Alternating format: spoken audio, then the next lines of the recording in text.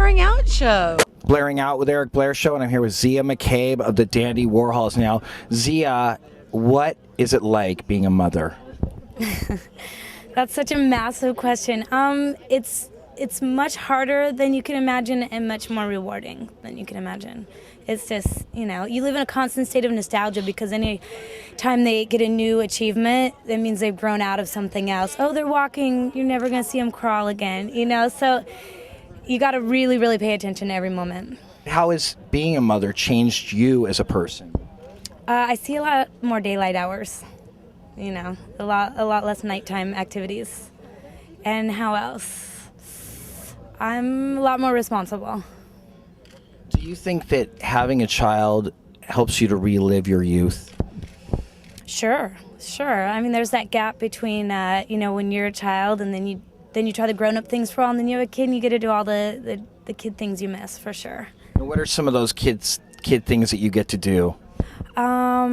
The kid classes, the gymnastics, and going to the parades and the amusement parks, and watching her experience all these new things, new tastes. And I just gave her dark chocolate with peanut butter on top of it.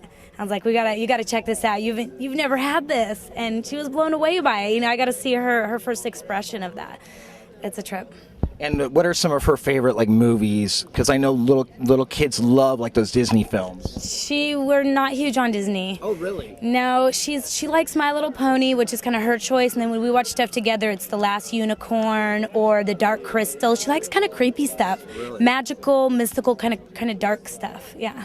And what do you see in her that you see in yourself? She has a hard time falling asleep. I didn't want her to get that. She has my dimples. She's really funny, but me and my husband both have a pretty good sense of humor. So she is stubborn, and, she's got a smart mouth. But she's a super strong personality. I love it. How has she embraced your music and rock and roll? She's pretty into it. She doesn't really care about watching us play yet, but she loves tour. She loves the tour bus. She loves the different nannies in each city. She likes hanging out with our band and other bands. She's totally into it. I'm so blessed and grateful that I have a kid that just loves the rock and roll lifestyle. You're here at the Marijuana Policy Project. Right. Why is this important to you to be here and be a part of this at the Playboy Mansion tonight? Well, I mean, what's gone down in the name of prohibition is tragic. It's tragic.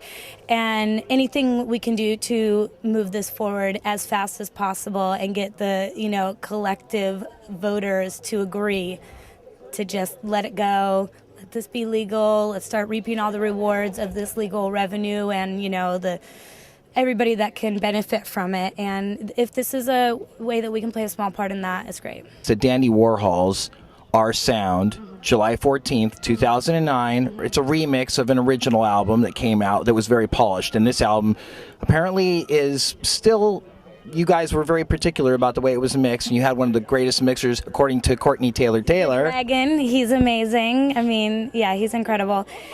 It's cool. It's neat that they're both out. I think what people will notice, my first reaction was, am I going to be able to tell the difference? And it is different. I mean, there are definitely different albums. But I think that the general public doesn't even see how different an influence mixing has on an album and on an individual song. So this is going to be one of the most easiest to tell distinctions between you can mix it one way and you get this vibe and feel and experience, or you can mix it this way and this is what happens to you when you experience the album. And I don't know if that's ever been illustrated quite so well, and that's certainly not the purpose for doing it, but I think it's kind of a cool thing that's come out of it. What has being in the Dandy Warhols since 1994 taught you about humanity? Because you've seen the world. All people are good and bad, and you just look for the people where their bad things don't annoy you, and you stick with those guys, and you try to be tolerant of everyone else.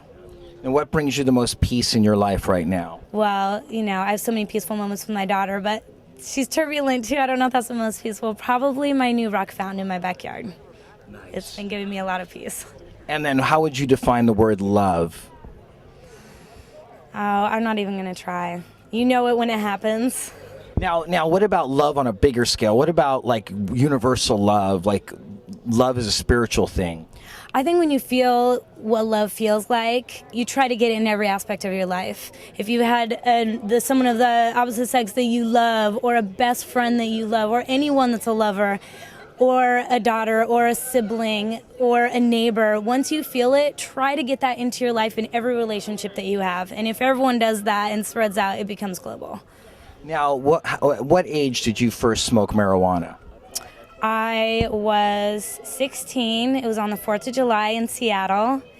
And some friends' older brothers got us high. And I mean, my parents grew marijuana in the 70s.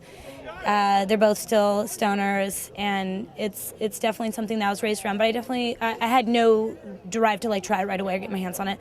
And I smoked a little bit in high school and got a little more into it in college. But it's really been in the last 10 years that I got into alcohol for a while, and pot and alcohol really don't mix that well for me anyway. And then I started realizing it was the booze that I didn't love. And for me, smoking pot is absolutely a medicine and has so many good qualities that I rarely drink now. It's much more about, using marijuana when I need it. And I'm so thankful that it exists. It's definitely made me a better mom. I can guarantee that. Really? So it helps to help you calm down and be more thoughtful. Yeah, I mean, you think of the song Cats in the Cradle, and the kids wanting to play, and you're busy, and you're like, one more email. I got to pay this bill. Now I got to get dinner on. No, now you need to take a bath. And they're going, play with me. And then your kid's in freaking college, and you did it. You're one of those guys. Yeah. You didn't have time for your kid. And, she drives me nuts, and I'm busy, and she wants to play, and I get a little bit stoned, and all of a sudden we're My Little Ponies, and we're in the bubble bath together, and we've got story time, and then I go, I did it. I did some really good mom time, and if that's what it takes to shift my priorities, then that's what I need sometimes. And so I definitely say it makes me a better mom. Now, I just have to ask you this. Have you ever had a bad trip on marijuana?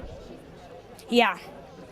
I have smoked some seriously strong weed and was kind of, you got to smoke that whole joint. It's your wonder. I'm really a cheap date with pot. It doesn't take me that much. And, all of a sudden I'm in Modesto, California with total strangers, and there's an iguana on my head, and I'm freaking out. And the girl's trying to play the Manson documentary. And I'm like, okay, you guys, I'm freaking out. This is not a good time. You are not giving me a good set and setting here for it to be conducive to a good trip. And I just went to bed, but that's as bad as it can possibly get, So I've certainly had worse trips on any other substance that I've tried than that. Okay, now another subject real quick. What are your makeup must-haves, and name them? Shiny chapstick. I don't wear makeup all the time. Mascara is pretty important to me. I'm gonna help you out here real quick. Foundation. Do I use it? I only did today because I got sunburnt tanning at the mansion. But normally I don't. No, I'm pretty low-key with makeup. Okay, so you're a mascara girl, but you have filled in your eyebrows, and you have done a little mascara. And I'm at the Playboy Mansion playing a show. For shows, I do makeup. Yeah, let's see. I do have some eyebrow mascara stuff from MAC that goes with my hair. Oh, you know what? There is this amazing MAC, creamy fluid line. Yeah, that you put the little paintbrush in. Can you see my little individual underneath lashes? Yeah. That's from that. You kick ass. Thank you. What brush did you use? It was MAC too. Sweet. I wonder if it was the angle brush or if it was one of the little pointy. Oh, the brush, not the blush. It was a pointy one. Pointy little guy. Wow, I'm going to try doing that. It's good. You get that under, it's kind of a twiggy thing. Zia, it's been great having you on the Blaring Out with Eric Blair show. God bless you and have a beautiful night. Thanks. The Blaring Out show.